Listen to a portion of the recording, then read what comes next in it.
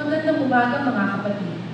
Ikinalulugod po namin ang inyong pakikibahagi sa banal na Eucharistia.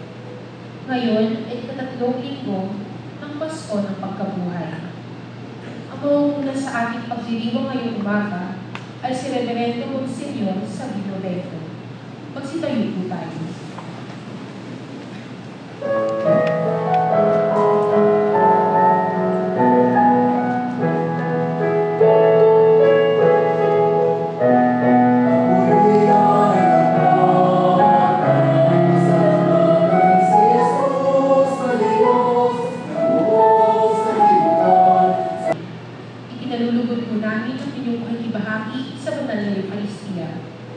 Ngayon ay ikatatlong linggo ng Pasko ng Pagkabuhay.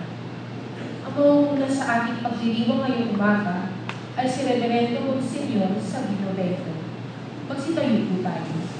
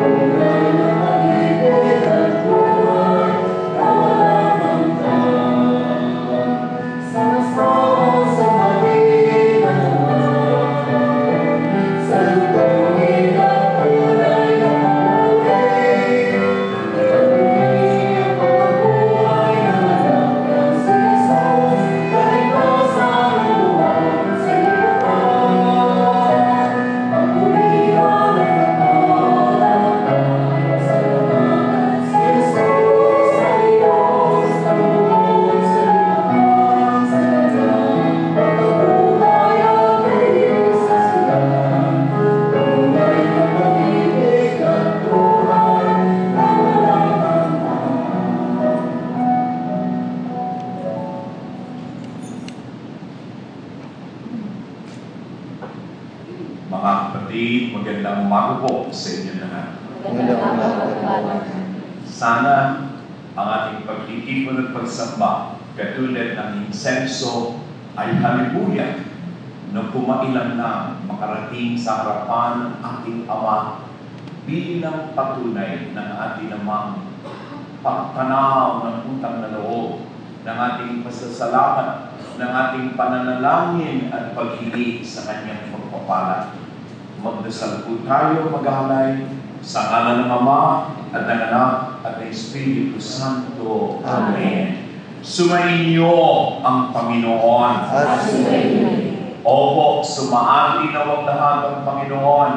Sama-sama bilang bansa at bawat isa upang sa ating pagkatao masalamin ang Kanyang kagandahang loob, ang Kanyang kabutihan. Tayo ang sagabal sa pagkalat ng pagmamahalan. Tayo ang nagiging makasarili manhid sa kapwa. Panginoong Diyos, aming Ama, Ikaw po ang tumatawag sa aming magkaisa, magtulungan. Panginoon, kaawaan mo kami. Panginoong Diyos, Kristo Jesus, nagalay ka ng sarili upang lahat ay palayain sa kasamaan, sa kasalanan, sa kadiliman. Kristo, kaawaan mo kami. Kristo, kaawaan mo kami. Panginoong Diyos, Ikaw ang sa amin ay nagbubuklod sa pananampalataya, pag-asa at pag-ibig.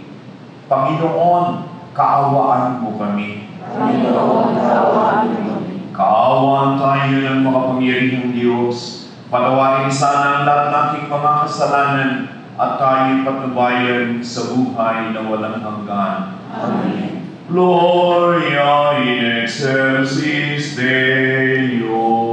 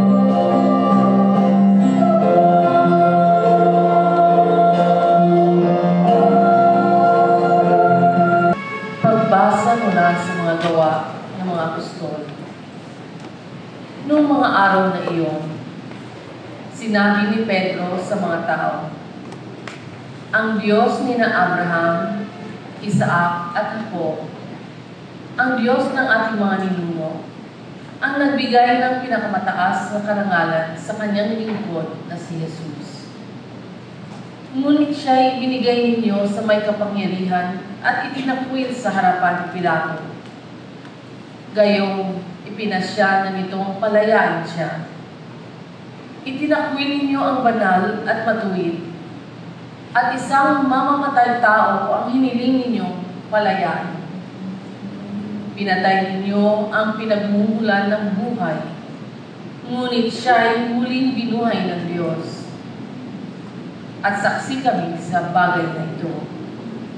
At ngayon, mga kapatid, batid kong hindi ninyo nalalaman ang inyong ginawa, gayon din ang inyong mga pinuno. Ngunit sa ginawa ninyo'y natupad ang malaon ng ipinahayag ng Diyos sa pamamagitan ng mga propeta na ang Kristo'y kailangang magbata. Kaya magsisi kayo at magbalik loob sa Diyos upang pauwiin niya ang inyong mga kasalanan. Ang salita ng Diyos. Salamat sa Diyos.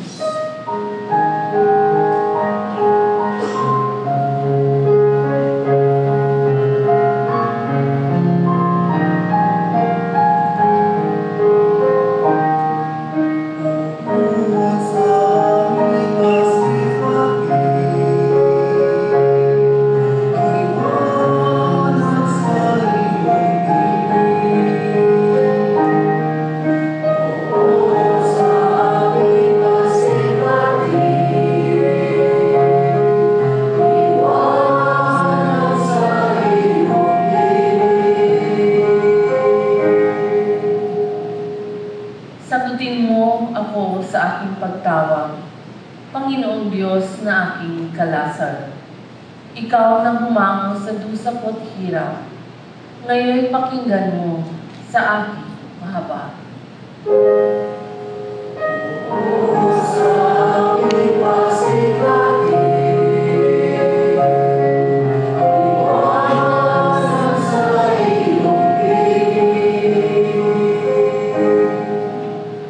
Dapat mapagpuro ninyo at malaman na mahal ng puon akong kanyang hirang.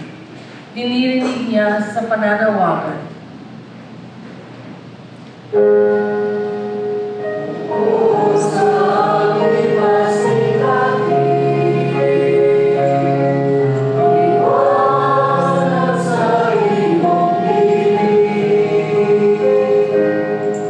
O Diyos, ang ligayang bigay mo sa akin, higit na di hamak sa galak na angkin.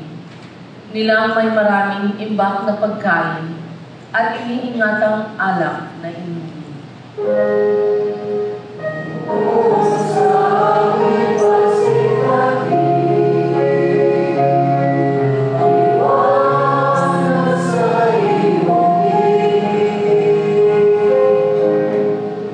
Sa aking paghimlay, ako'y mapayapa, pagkat ikaw puon ang nangangalaga.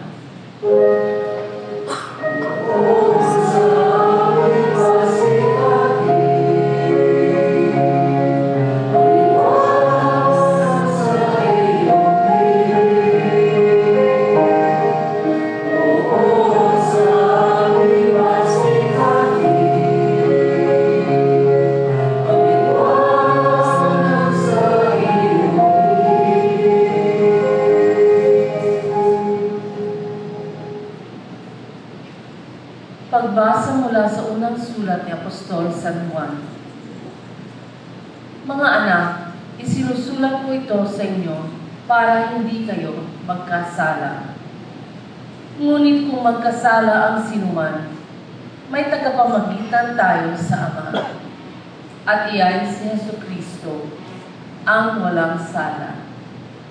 Sapagkat si Kristo ang handog sa ikapagpapatawad ng mga kasalanan natin, at kasalanan din ng lahat ng tao. Nakatitiyak tayong nakikilala natin ang Diyos kung sinusunod natin ang kanyang mga utos. Ang magsasabing, nakikilala ko siya, ngunit sumusuway naman sa kanyang mga utos ay sinungaling, at wala sa kanya ang katotohanan. Ngunit ang tumutupad sa salita ng Diyos ay umiibig sa Kanya ng wagas. Ganito natin nalalamang tayo nasa Kanya. Ang salita ng Diyos. Salamat sa Diyos. Magsitayo po tayo.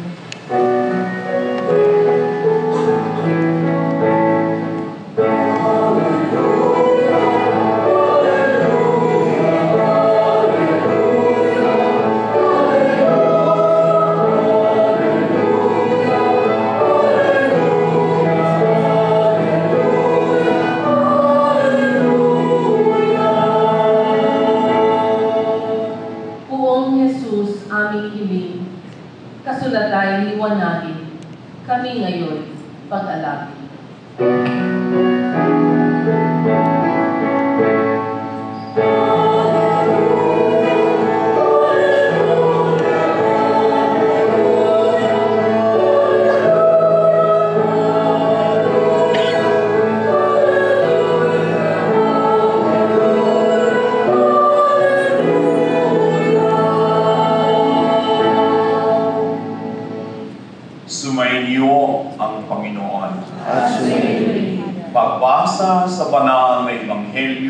ayon kay San Lucas. Pagpupuri sa iyo, Panginoon.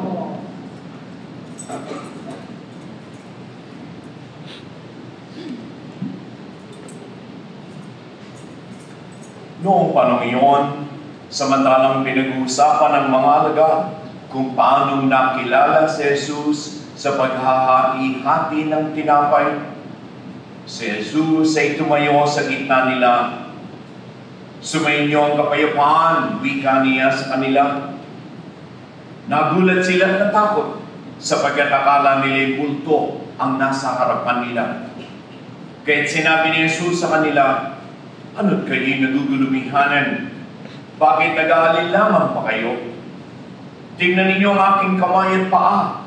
Ako nga ito. Hipuin ninyo ako at pagmasdan. Ang multo'y walang laman at buto, ngunit ako'y meron tulad ng nakikita ninyo." Pagkasabi nito, pinakita niya sa kanila ang kanyang mga kamay at mga paa. Nang hindi pa rin sila makapaniwala dahil sa malaking galak at pagkamangha, tinanong sila ni Jesus, "May makakain ba riyan?" Siya'y binigyan nila ng kaputol na islang inihaw. Kinuha niya ito at kinain sa harapan nila. Pagkatapos, sinabi niya sa mga alagad, "Ito ang tinutukoy ko nang sabihin ko sa inyo nung kasama-sama pa ninyo ako. Dapat matupad ang lahat ng nasusulat tungkol sa akin sa kautusan ni Moises, sa mga aklat ng mga propeta at sa aklat ng mga awit."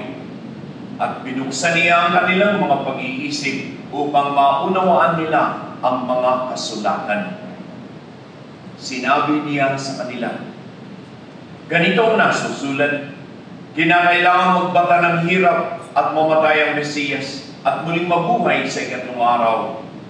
Sa kanyang pangalan, ang pagsisisi at kapatawaran ng mga kasalanan ay dapat ipangaral sa lahat ng bansa magmula sa Jerusalem.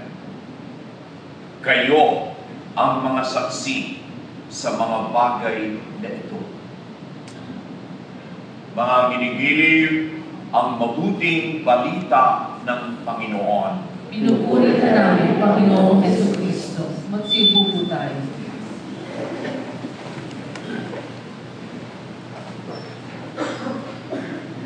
Nakilala si Jesus sa paghahati-hati ng tinapay. Ito'y isang detalye na para kay San Lucas ay napakahalaga. Sapagkat yung paghahati-hati ng tinapay, ito'y maituturing nating signature. Ito'y paraan ni Jesus. Ito'y ulit-ulit niyang ginagawa. Ito'y tunay nga sa Kanya ay nagpapakilala. Kung inyo natatandaan, mga kapatid ko, nung si Jesus ay nagsisimula pa lamang magbayang-bayan at mangaral, meron na siya kaagad na ginawa na pinuna ito ng mga kritiko niya. Subalit ipinagpatuloy pa rin niya. Ano ito? Sa kanyang pakikihalubilo sa mga tao, merong isang bagay na ginagawa ang lahat at gusto niya kasama siya roon. Ang alin, lahat ng tao ay kumakain. At doon sa pagkain, nakalulungkot. Kung ang pagkain ay sandali na ang lahat ay tumatanggap ng biyaya ng Diyos, sa pagkain naman ay may mga taong meron silang ipinugwera, meron silang itinuturing na hindi karapat-dapat makasabay, kung kaya hindi sila papayag na itong mga tao ito'y makasama sa isang hapagkainan, maging ikangay kadulog. Yan ang mga Pariseo sa kanilang pagtatakwil sa mga tao na itinuturing nilang hindi nila kasimbanal, hindi nila kapantay. Kaya si Jesus naman, sinadya niya para ipadama, tinatanggap ko kayo. Sama-sama tayo sa pagkain, sa biyaya ng Diyos. Siya'y nakita at ipinakita niya kumakain kasama ng mga taong pinupintasan ng marami. Siya'y noong pa man, ang tinapay na kanilang pagkain hinahati na niya at ibinibigay. Kung gayon, alam din natin, may mga tagpo, libo-libong tao sumusunod sa kanya sa disyerto, nauuhaw na marinig ang salita ng katotohanan, ang ganyang pangaral. At syempre doon sa ilang, inaabot sila oras ng pagkain. At batid natin kung paano si Jesus damang-dama yun. Yung mga tao kailangan kumain, kung kaya't ilang ulit gumawa siya ng kababalaghan upang libong tao'y pakainin. Mula saan? 5 tinapay, 5,000 lalaki. At sa huling hapunan, paraan paano niya mapananatili sa kamalayan ng kanyang mga alagad, siya'y naroon. Ano yung nais niyang gawin nilang ulit-ulit, at sa paggawa nito, madama, maranasan, siya'y naroon. Kanila pa rin tinatanggap pagmamahal niya at kalingat paggabay. Sa huling hapunan, pili niya ang kapag upang tulad ng ginawa niya, bika niya, ulitin ninyo, ulit-ulitin. Kung tinapay, kainin. Ito ang aking katawan. Ito ako. Kapag kinain ninyo ang tinapay, ako ang tinatanggap ninyo. At yun nga, matapos yung kalagim-lagim na mangyayari, siya ipinako sa krus. Mga alagad niya'y nagpulasan. 2 dito, iniwanan ng Jerusalem, uuwi na sila sa kanila sapagkat tapos na ang lahat. Ang pangarap nila'y naglaho. At itong 2 alagad, pabalik na ng Emmaus. Sinabayan ni Jesus, ngunit hindi nila nakilala si Jesus. Kausap nila si Jesus, ngunit hindi nila alam kung sino ito. Noon lamang sila'y dumating sa bahay. At si Jesus ay kanilang inanyayahan, madilim na, huwag ka na magtuloy sa iyong paglalakad. Sumama ka na sa amin. Sila'y nagpagandang loob, pinatuloy si Jesus, pinakain si Jesus, at doon, inulit ni Jesus ang kanyang signature, yung kanyang lagda. Kinuha niya ang tinapay, siya'y nagpasalamat, pinagpira-piraso ito, sa kanila'y ibinigay. Nabuksan ang kanilang mga mata. Ang Panginoon, siya'y naglaho. Nagmamadaling bumalik sa iniwanang lunsod itong 2 Kristiyano. Ibinalita, at yun nga, kung paano nakilala nila si Jesus sa paghahati-hati nito ng tinapay. Mga kapatid, si Jesus ay nakilala sa paghahati ng tinapay. Alam po ba ninyo, kailangan tayo naman ay makilala rin sa paghahati ng tinapay. Saan? Sa ating pagsisimba. Nakalulungkot po, batid natin ito. Pinagmamalaki natin, 80% ng mga Pilipino ay Katoliko. Subalit 80% ba, katulad ngayong araw na ito, araw ng Panginoon? Araw ng ating pag-aalay, alinsunod sa kanyang iniutos, gawin ninyo ito. Kilala ba ang mga Pilipinong Katoliko sa paghahati ng tinapay? Sa kanilang pakikihati sa tinapay? Sa kanilang pagsama sa paghati ng tinapay? 50% ba sa atin na nagsisimba para sa paghahati ng tinapay? Hindi. 1/3 kaya? Hindi.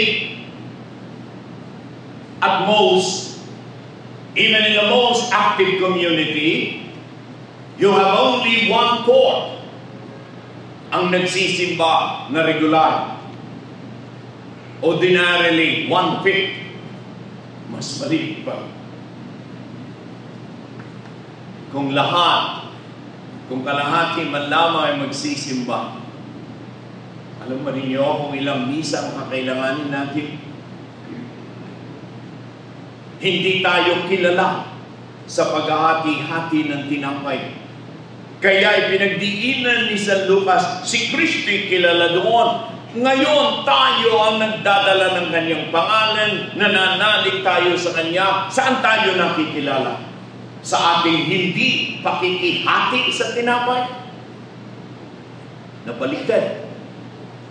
Ikalawa, ngayong taon ng mga dukha, mga kinikilig ko, makilala sana tayo. Tayo namang mga nagsisimba. Move on. Level up. Ituloy natin kung saan dapat.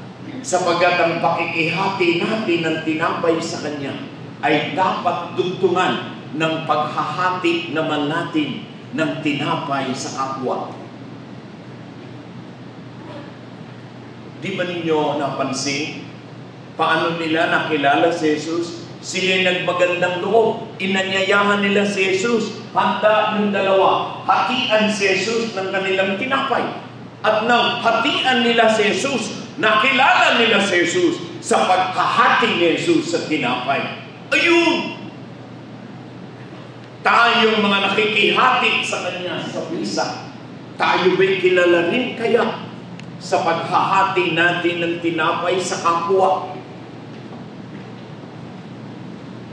Ang kumain kasama ni Noel, di ba niyo napansin, ito'y pinakamatibyas, pinakawagas. Gusto mong kasama mo sa pagkain yung minamahal mo.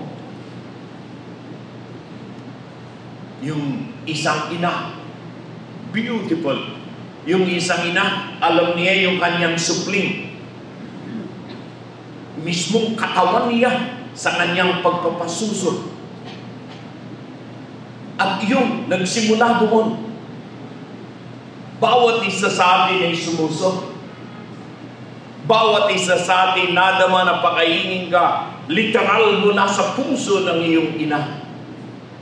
Kung kaya sa ating pagkakaisip, isa ng pinakamagandang ginagawa natin ay tayong pamilya, mga mag-asawa, mga mag-anak, tayo'y sama-samang kumakain. Iyon ay batik ni Jesus, kaya't ang pagkain ay kanyang inangkin at tayo kanyang pamilya, hating kapagkainan, lagi na sa harapan. Ngunit, ito'y hindi exclusive, tayo-tayo lamang. Lagi sinasabi sa atin, tapos na rito, humayo kayo. Hindi mo nyo napansin niyo, nakatapusan ng misa. Dito, tapos na. Humayo kayo. Ano ang kasunod, Lord? Abay, hinatian kayo. Maghati naman kayo. Yung pong regular kong misa, ako'y siningit na ngayon dito. Tila si Dr. Wendy walang pare. Regular kong misa sa UP, hapon na linggo. Meron doong isang retiradong propesora na tuwing linggo, may iabot sa akin suputi yun ng mga biskwit. Yan yung kanyang extension of the Mass. At palagi sabi mo, Senyor, ito po'y para doon sa mga brothers na nakatira sa inyong Ephesus house. Meron po tayong bahay, transient house para sa matatandang pare, para naroon sa Fairview. Mga brothers, ang mga caretakers doon. Yung matanda, palagi may supot yun ng biskwit para doon sa mga brothers. Ako naman, pagkatapos ng misa, yung supot, binubuksan ko, kumukuha ko ng ilang biskwit sapagkat may mga bata roon nagtitinda ng sampagita. At yun ay mga kaibigan ko na palagi kong kabatian pagdating ko. At pagkatapos ng misa, inaabangan ako. Aabutan ako ng sampagita at ako naman mag-aabot sa kanila ng biskwit. Regular na naming ritual yun. Nagkaroon na kami ng bonding. Sa misa, si Jesus hinahatian tayo. Pagkatapos sana, tayo naman ay matutong magbigay, hatian ang iba. Lalo na po ngayong Year of the Poor, napakadali mga kapatid ko, yung pagkain sa bahay sobra. Huwag na ninyo hayaang masira at itapon. Kung meron kayong kaunting extra, kunin nyo. At tiyak na may madadaan na kayong mapag-aabutan. Pagkain, we take it for granted. And yet, eating is one of those sacred moments when you are literally receiving from God's goodness. And that is why, as you experience the love and compassion of God, you are challenged, multiply it, extend it, repeat it. Now, do your own sharing. Yun po yan. Subukan ninyo. At alam ko, marami na sa inyong gumagawa yan. Marami na sa inyong gumagawa noon.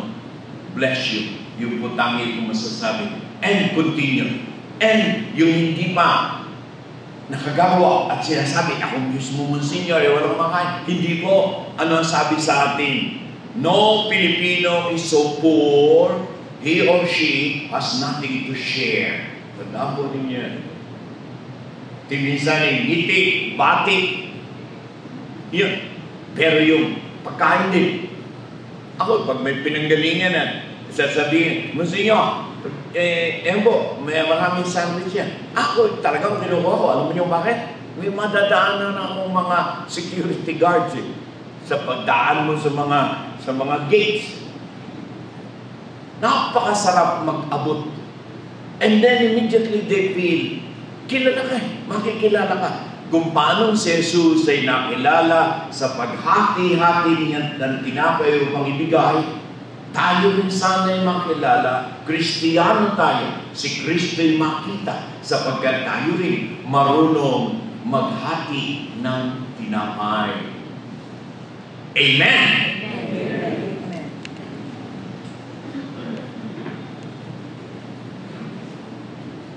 Magsisilip po tayo. Mga binigili, pinagbubuklod ng pananampalataya, awitin natin. Thank you.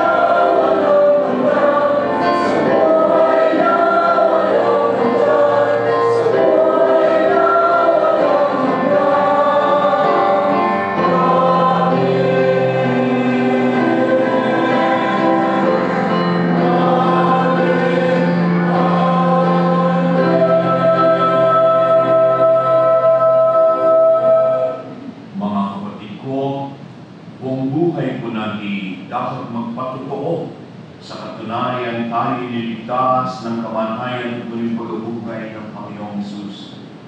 Pagkat hindi hatid natin ang katapusan na ito'y limit sa ating kaalaman, ating idalangin, Panginoon, linggin po kami. Panginoon, linggin po kami. Nawa, ang buong simbahan sa pamamagitan ng kanyang mga pinuno ay huwag tamlayan sa pagpapahayag ng muling pagkabuhay at magpatotoo nito. Manalangin tayo. Panginoon, linggin po kami. Nawa, ang mga nagdurusa ay makatagpo sa muling pagkabuhay ni Kristo ng tiyak na bukal ng kasiyahan at pag-asa. Manalangin tayo. Panginoon, linggin po kami. Nawa, ang mga nag-aalinlangan sa muling pagkabuhay ni Kristo ay matulungang manalig ng mabuting pamumuhay ng lahat ng sumasampalataya. Manalangin tayo. Panginoon, linggin po kami. Nawa, lahat ng naging biktima ng mga natural na pananalanta at karahasan ng tao ay makalasap ng matibay na pagtulong ng lahat ng nananalig sa muling pagkabuhay ni Kristo. Manalangin tayo. Panginoon, linggin po kami. Nawa, lahat tayo natitipon dito upang ipagdiwang ang muling pagkabuhay ng ating Panginoon ay makalasap ng nagbibigay buhay na kapangyarihan nito sa ating pang-araw-araw na gawain. Manalangin tayo. Panginoon, linggin po kami. Tahimik natin panalangin ang ating mga pansariling kahilingan. Jesus, tulungan mo po kaming paglabanan ang nakamamatay na bisa ng aming pagkamakasalanan, pagkamakasari, at maging tanda na muli ng iyong tagumpay sa aming pagmamahal at pakikipagkapwa at kagandahang loob. Ikaw na nabubuhay at nagkakari, magpakailanman. Amen. Magsimpo po tayo. Amen.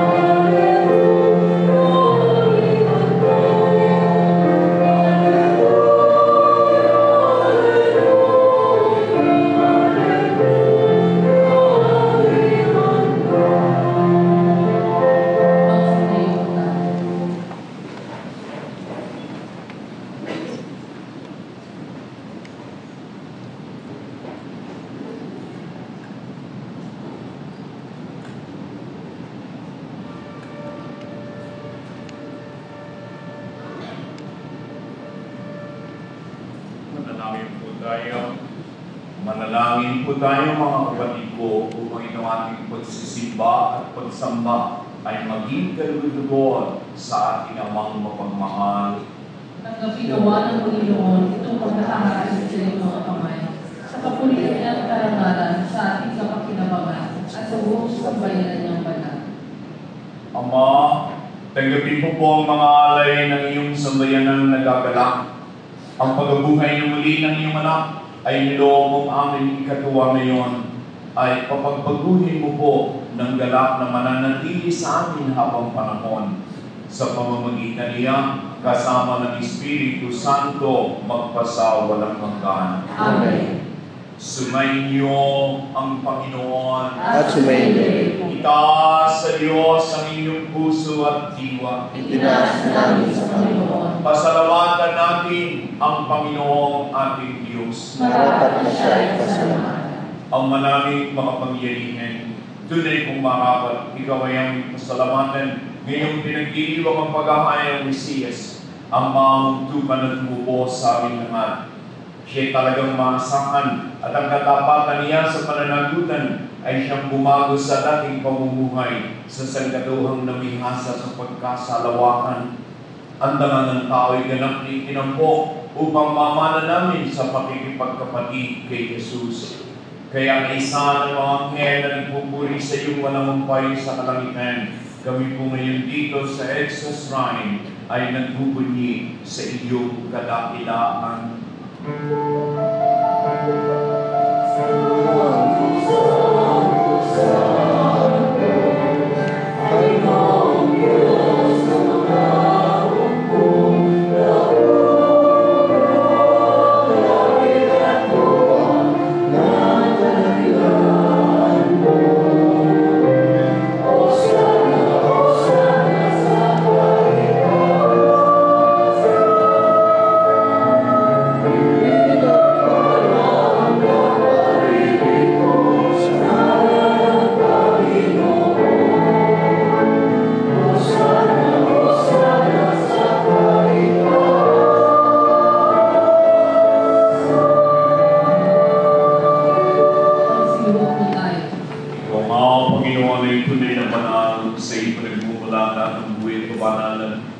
Basbasan mo sana mga loob nito sa pamitan ng iyong Espiritu upang sa amin ikapapanutoy maging katawan at dugo ng aming Panginoong Jesucristo. Bago niya pinagtiisang busang loob na maging handog, kinuha niya ang tinapay, nagpasalamat sa iyo, hinati iyon, ibinigay sa kanyang mga alagad at ang wika. Tanggapin ninyo lahat ito at kanin.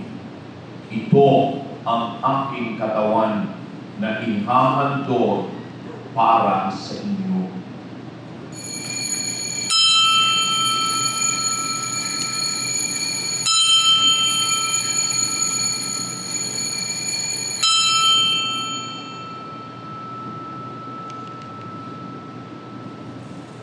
Kaya hindi naman matapos ang hapunan, kinuha niya ang kalis na may pala. Muli nagpasalamat sa iyo at ibinigay iyon sa mga kaibigan at ang wika.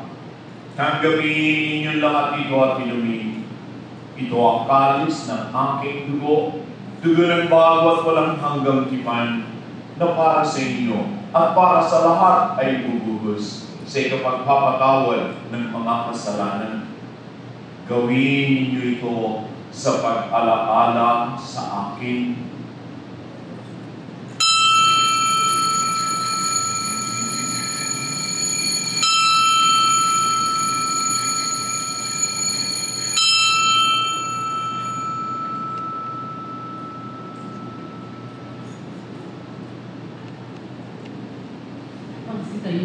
Pagdangan natin ang pananampalataya.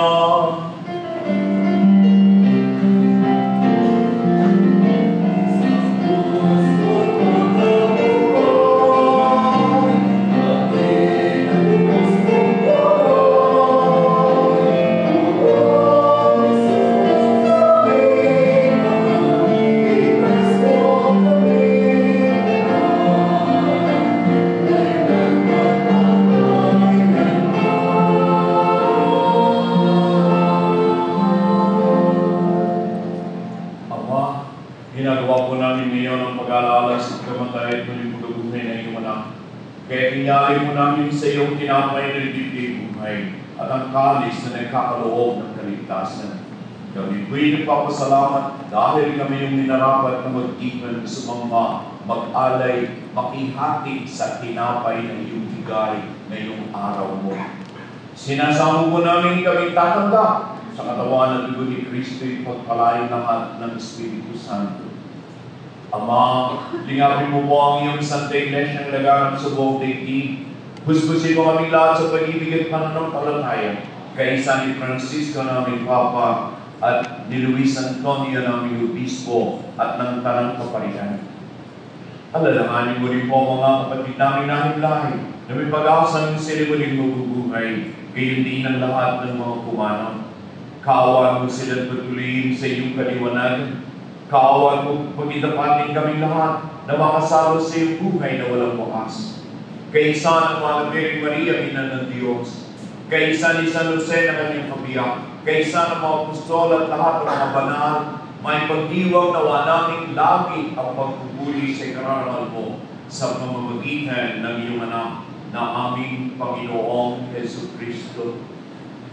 Sa pamamagitan ni Kristo, kasama niya at sa Kanya, O Diyos, amang mga pangyarihan, Ikaw ay pinupuri at pinagdarama, kaisa ng Espiritu Santo, magpasawalang hanggan.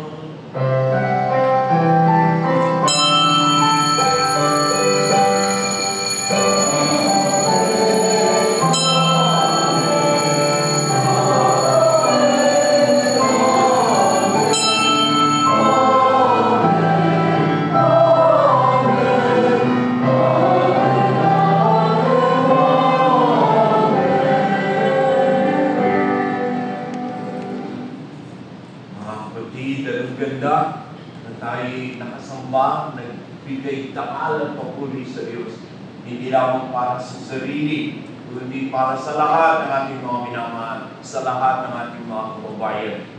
Ngayon, upang patuloy tayo maging kasangkapan sa kabutihan, kailangan natin ang lakas na si Kristo ang tanging magbibigay.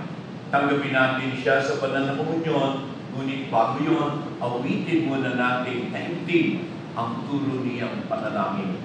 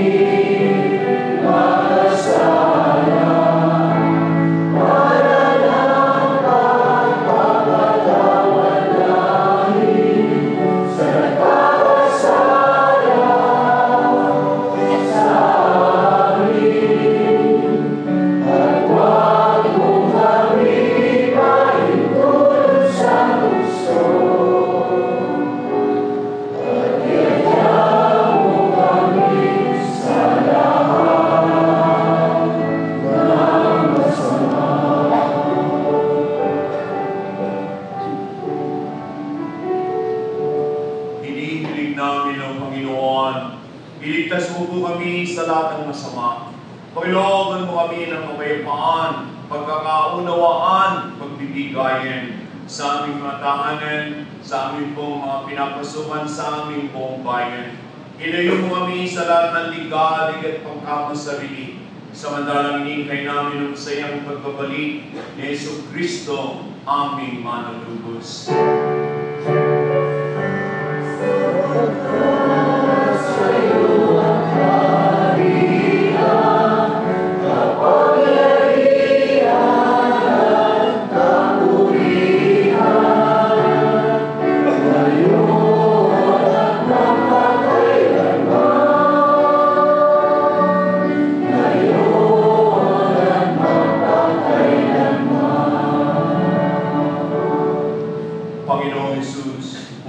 Sana ng isalang-alang ang marami naming kasalanan at mga kahinaan.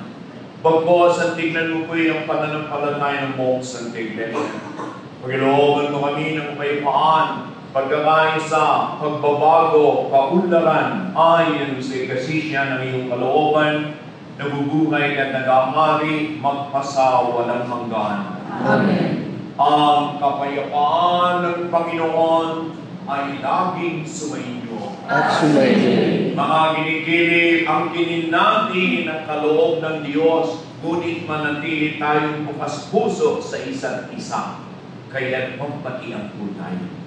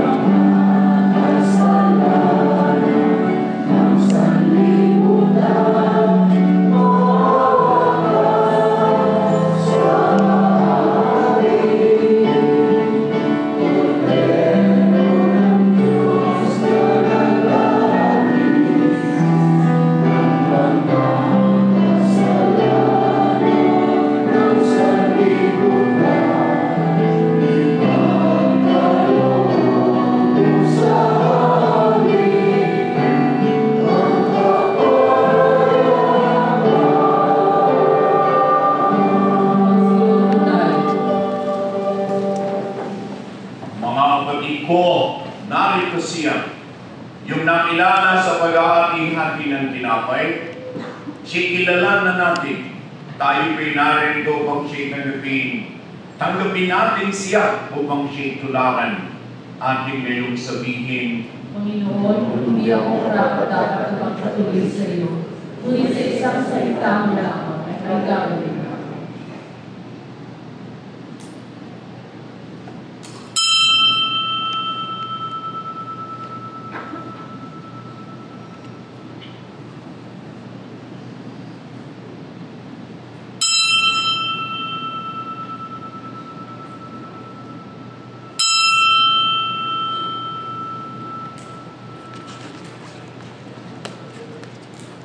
Para sa kaayusan ng komunyon, sisimulan natin ang pagbibigay ng komunyon sa mga nakaupo sa kanilang kanan ng tutuan at sunod-sunod na hanggang sa huli. Kakaupo man o nakatayo ay may mga ushers na gagawin sa atin. Sa mga hindi nakasunod sa dress code, may mga shots po na ipatikulang at ibalik na lang po sa ushers pagkatapos tumanggap ng komunyon. Salamat.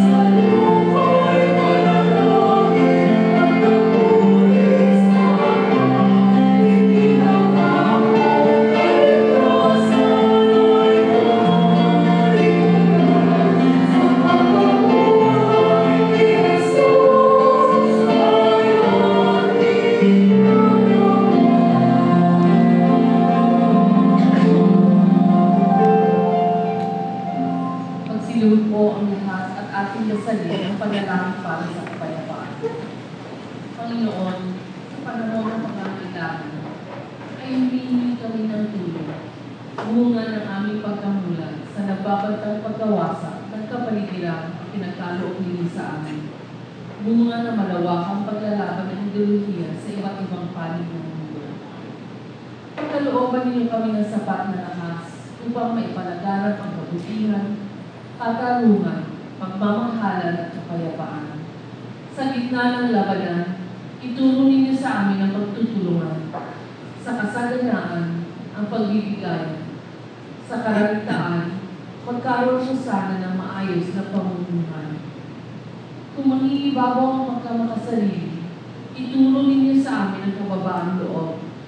Sa kawalan ng katarungan, matutunan sana namin ang pagsisisi at pagbabalik loob sa Diyos. Kung may hindi pagkakaunawaan, magkaroon po sana ng pagkakasundo at pagkakaisa.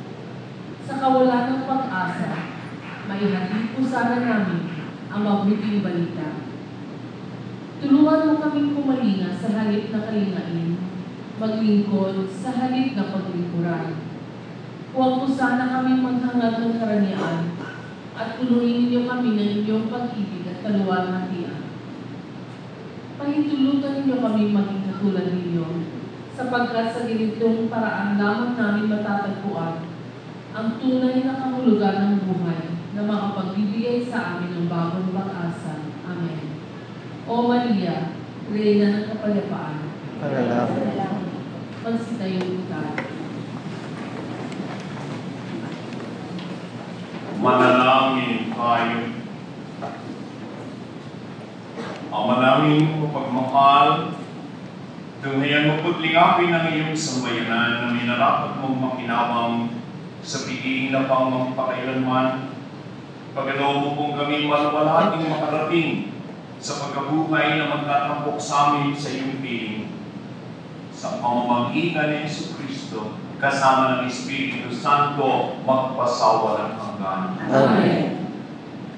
Sumainyo ang Panginoon. At sumainyo. Pagpalain kayo at ang inyong mga pamilya ng ating mga paging Diyos, ng Ama at ng Anak at ng Espiritu Santo. Amen. Mga hinigili, tayo mo lahat sa panalamisay tumanggap, humayo, tayo naman ang magbigay sa kapwa na nangailangan. Salamat sa Diyos.